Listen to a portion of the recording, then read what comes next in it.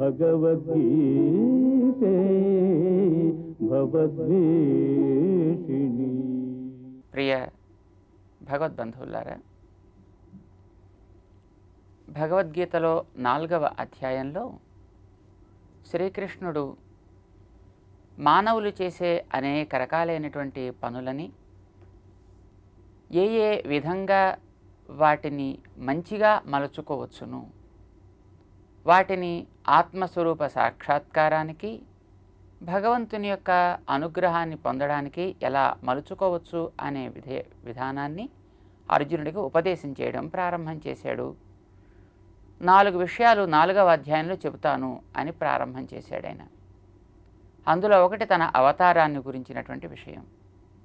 రెండవది, చేసేటటువంటి పని జ్ఞానంతో కలిసే ఉంటుంది కనుక ఆ చేసేటటువంటి పనిని జ్ఞానం అని కూడా ఎలా అనొచ్చో వివరిస్తానని వివరించాడు. దాని తర్వాత అసలు ఎన్ని రకాలుగా మనుషులు చేసేటటువంటి పనులని మనం విభాగం చేసుకోవచ్చును అంటూ కర్మ భేదాలని చెప్పాడు. దాని తర్వాత ఆ చేసేటటువంటి పనుల వెనకాతల ఉండేటటువంటి జ్ఞానం ఎంత విలక్షణమైనది, ఎట్లాంటి ఫలితాన్ని కలిగిస్తుంది అనే విషయాన్ని చెబుతాను అని స్వామి చెప్తాడు. అందులో మనుషులు చేసే రకరకాలైనటువంటి పనులని ఎన్ని విభాగాలుగా చేసుకోవచ్చును అని స్థూలంగా కొన్ని విభాగాలు తను చేసి చూపించాడు. అవన్నీ కూడా ఒక్కొక్కటి సిద్ధిస్తే దాని తర్వాత లభిస్తుంది, అది లభిస్తే దాని తర్వాత లభిస్తుంది. ఇట్లాగా ఒక్కొక్క దానికి కార్యకారణ భావ సంబంధం ఉంది అని మనం గుర్తించాలి. దాంతోపాటు చేసేటటువంటి ప్రతి పనికి కూడా కొన్ని అవాంతరమైనటువంటి ఫలితాలు కూడా ఉంటూ ఉంటాయి. అవాంతర ఫలితాలని కనుక మనం కోరుకున్నామా, ఎక్కడిది అక్కడే ఆగిపోతుంది.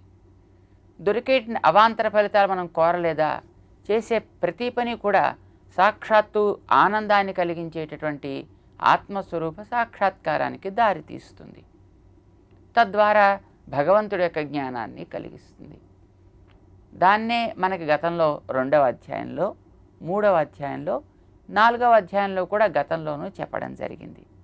దాన్ని వివరిస్తూ స్వామి మనకి కొన్ని రకాలైనటువంటి యజ్ఞాలుగా వాటిని మార్చేటటువంటి విధానాన్ని చెప్పి అర్జునుడితో తను చెబుతాడు, మనిషి ఏదైనా తను ఒక ఫలితం పొందాలి అంటే గతంలో గూడు కట్టుకుంటేటువంటి ఆటంకాలన్నీ తొలగాలి కనుక అలాంటి వాటిని మనం పాపాలు అని అంటాం.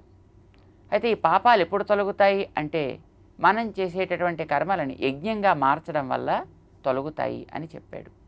అలాంటి కొన్ని కర్మ విశేషాలని ఎలా యజ్ఞాలుగా మనం భావించాలో చెప్పి దాని తర్వాత మనకి 30వ శ్లోకం దగ్గరికి వచ్చాక స్వామి అంటాడు, సర్వేప్యేతే యజ్ఞవిదః యజ్ఞక్షపిత కల్మషాః. హే అర్జున, సర్వేప్యేతే, గతంలో కొంతమంది గురించి నేను చెప్పాను. ఎవరెవరి గురించి చెప్పాడైనా? ప్రాణాయామాలు చేసేటువంటి వాడి గురించి చెప్పారు. దాంతోపాటు చేసేటటువంటి ప్రాణకర్మలని, ఇంద్రియ కర్మలని ఎట్లా మనస్సంయమనంతో చేయాలో చెప్పాడు. జ్ఞానయజ్ఞాలు ఎట్లా చేయాలో చెప్పాడు. స్వాధ్యాయ యజ్ఞం చేసే విధానం చెప్పాడు. యోగయజ్ఞము, తపోయజ్ఞము, ద్రవ్యయజ్ఞము, ఇలాగా చేసేటటువంటి యజ్ఞ విశేషాల గురించి తను వివరించాడే. ఇలాగ ఆయా కర్మలు ఏవేవైతే ఉన్నాయో సర్వేప్యేతే, ఆయా కర్మల్లో చక్కటి నిష్పన్నమైనటువంటి జ్ఞానం కలిగి దానిని శ్రద్ధగా చేద్దాం అనుకునే వాళ్ళంతా కూడా యజ్ఞవిదః, వాళ్ళు యజ్ఞాల గురించి తెలిసిన వాళ్ళే. అంటే ఆయా క్రియాకలాపాన్ని భగవంతుడి యొక్క ఆరాధనగా కనుక మలచి చేసినట్టయితే తద్వారా అది తమకి శ్రేయస్కరం అవుతుంది అనే విషయం తెలుసు. పైగా ఆయా చేసేటువంటి పని యొక్క ఫలితాన్ని వారంతా కూడా పొందవచ్చు, అందులో ఏం సంశయం లేదు. ఈ చేసేటటువంటి యజ్ఞాది క్రియాకలాపాల వల్ల యజ్ఞక్షపిత కల్మషాః, కల్మషాః వారిలో ఉండేటటువంటి సకల దోషాలు కూడా క్షపిత, వాళ్ళు చేసే యజ్ఞాల ప్రభావం చేతనే తొలగిపోతాయి. యజ్ఞాలు అనగానే మళ్ళీ మనకి ఓ పెద్ద కుండాలు కట్టి అందులో అగ్నిహోత్రాన్ని వ్రేల్చి ఆహుతులని అర్పించడం మాత్రమే అని అనుకోకూడదు అనే విషయాన్ని గతంలో చెప్పడం జరిగింది. కొంతమంది చుట్టూ రకరకాలైనటువంటి సుఖాలున్న వాటివైపు దృష్టి వెళ్లకుండా వాటి మధ్య ఉంటూ ఉంటారు. కొంతమంది చుట్టూ ఉండేటటువంటి సుఖాలు తమకి ఏ ఇబ్బందిని కలిగిస్తాయి, ప్రమాదాన్ని కలిగిస్తాయని అట్లాంటి సుఖాన్ని దరికి రాకుండానే నిగ్రహిస్తుంటారు, వాటిని దూరంగా ఉంచుతుంటారు, తామే వాటి నుంచి దూరంగా జరుగుతూ ఉంటారు. అలాంటి వారు కొంతమంది. తీర్థయాత్రాది సేవనం చేస్తుంటారు కొందరు, వస్తువులను వినియోగం చేస్తుంటారు కొందరు, చక్కటి ఆలోచన చేస్తుంటారు కొందరు, ప్రాణాయామాదులు చేస్తుంటారు కొందరు.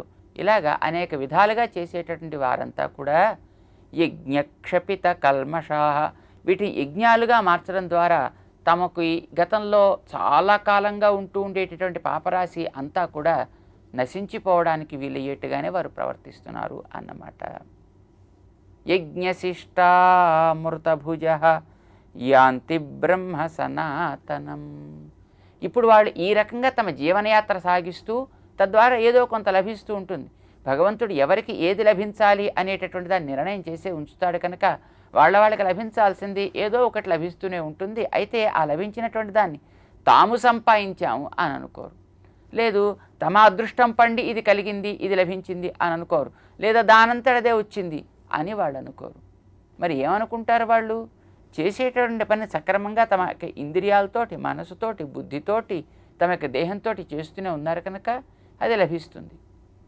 ఈ చేసేటటువంటి క్రియలని యజ్ఞంగా మార్చారు కనుక ఇప్పుడు లభించినటువంటి పదార్థాలన్నీ కూడా ఈ చేసినటువంటి యజ్ఞానికి శేషము అని భావిస్తారు.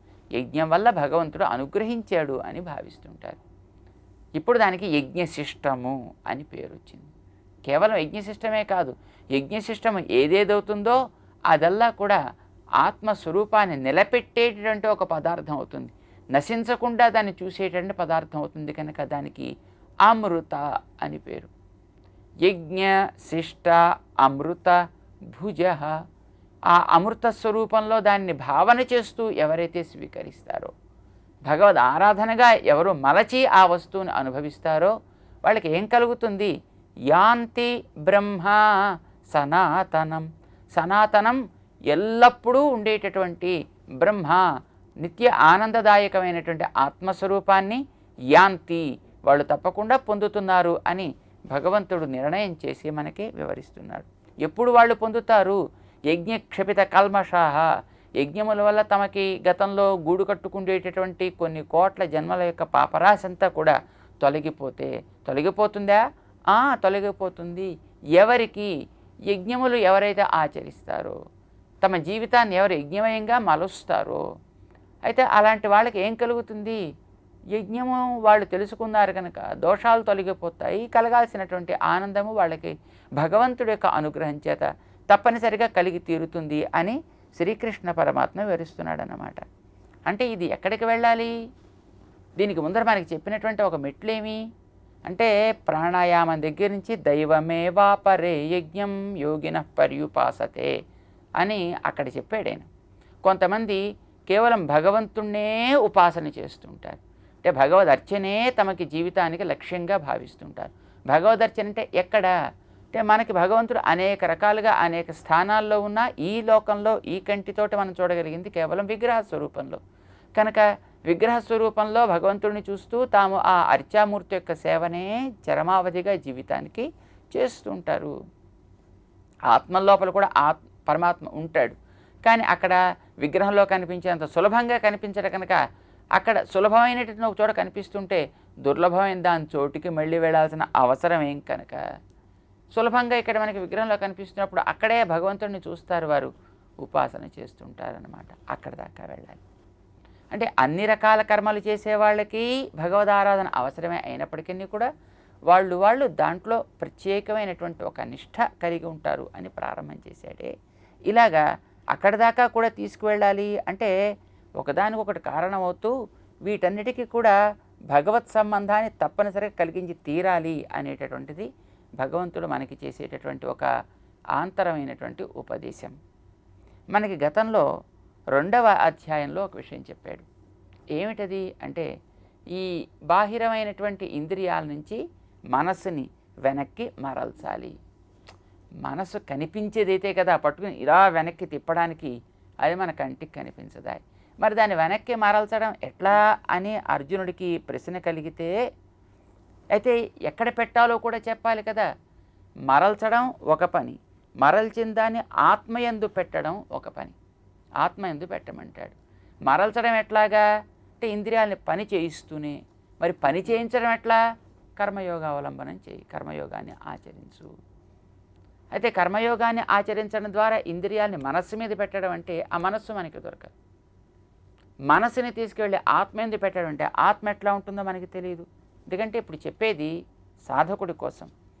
సాధన చేసేటువంటి వ్యక్తికి అదేమిటో తెలియకుండా దాని మీద పెట్టమంటే ఎట్లా పెడతాడు కనుక? వస్తువు గురించి ముందర వివరించాలి. ఆత్మని గురించి తను చెప్పాడు, ఇది అణువు, కనిపించదు.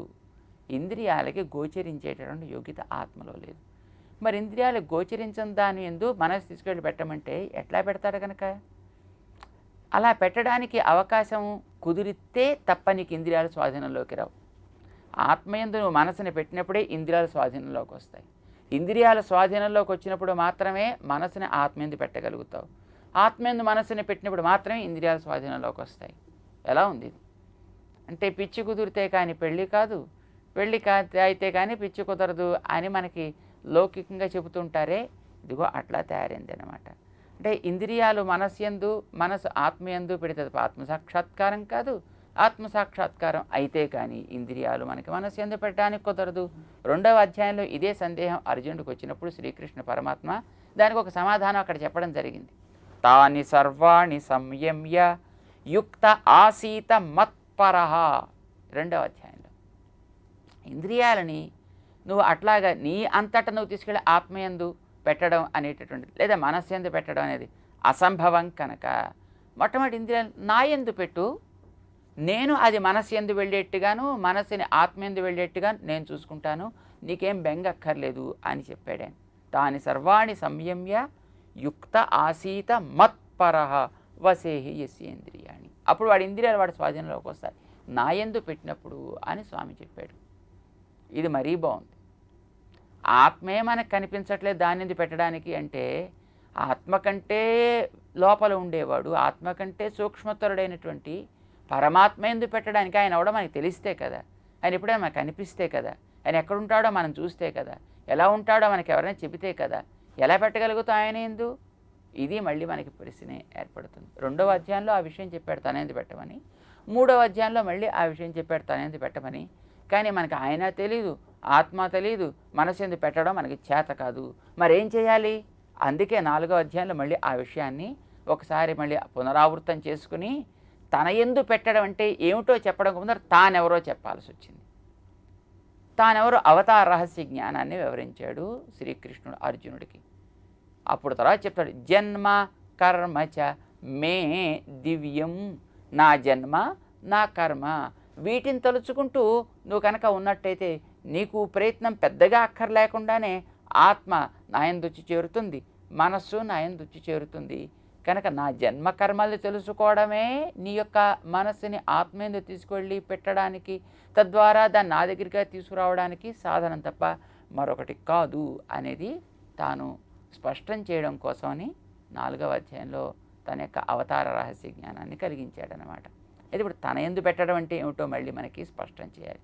దాన్ని యజ్ఞం అనేటువంటి పేరుతోటి స్వామికి పరిచయం చేస్తాడు. దాని గురించి సర్వేప్యేతే యజ్ఞవిదః, వీళ్ళంతా యజ్ఞాల గురించి తెలిసిన వాళ్లే అని వివరించుకుంటూ ముందుకు వెడుతున్నాడు. మరి కొంచెం స్పష్టంగా మనం తెలుసుకునే ప్రయత్నం చేద్దాం. జై శ్రీమన్నారాయణ.